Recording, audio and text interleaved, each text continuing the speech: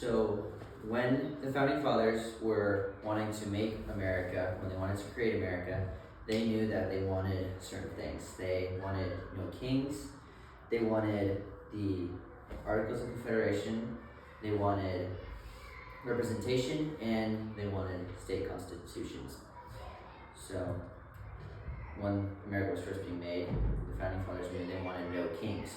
They realized that monarchy wasn't working for them, which is why they revolted in the first place. And so they knew exactly that they did not want any kings. What they did want was democracy, but the democracy that they brought forward would not include women, black people, Indians, etc. You would have democracy, the right to vote if you were a white landowner, male. You had to be a white male landowner in order to have a say in what happened in your country. And they did not want power to go to one man alone, because that is basically a dictatorship. And so they wanted to make sure that it didn't just go to one man alone. If they could, they would have it go to certain groups, or it could go to a document. So they made governing documents, which the first ones that they made, which was not the Constitution, were the Articles of Confederation. So these Articles of Confederation were first drafted by John Dickinson. They were named the Articles of Confederation by Benjamin Franklin, and they lasted from about 1776, when the Declaration of Independence was written, to about 1789, which was when George Washington was inaugurated as the first president. And when he was inaugurated, he was under the authority of the U.S. Constitution. And from that Constitution, they needed to figure out how representation would work. No taxation without representation was a big slogan that they had during the Revolution, and it was one of the key factors to them revolting in the first place, because back in Britain, they had no representation at all. In Britain, they had no say on how they should be taxed, why they should be taxed, etc.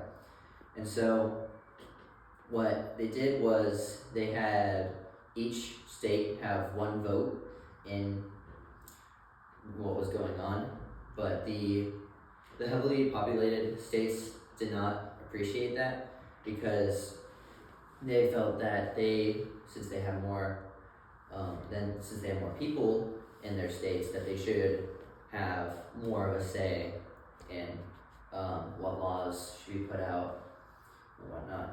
But the less populated states were worried that the southern states that had slaves at the time, they were worried that those might be considered as part of the population. They didn't exactly know, because they, again, weren't considered as people, and they were just slaves, they weren't citizens, so they didn't know. So because of that, the House of Representatives and Senate was made. The Senate was made to have 2 senators from each state in the Senate, and the House of Representatives would have about 400, or around 400 representatives based on the state population. And so Schweikart and Allen write on federalism that it meant a system of parallel governments, state, local, and national, each with specified powers, but sovereignty ultimately rested in the states, and by implication, the people themselves. End quote. And so to have the people govern the country, each state drafted their own state constitution. But when that happened, they actually turned up as more radical and more restrictive to the executive authority, and it practically made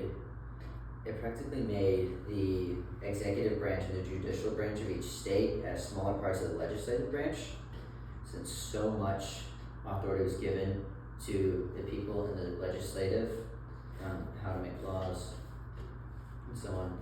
Some even eliminated the upper house of the legislative branch, because they didn't want a hierarchy in the legislative branch, but not all of them eliminated that. But all in all, when the founding fathers were creating America, they knew that they wanted no kings, as well as the Articles of Confederation, representation, and state constitutions. Thank you very much.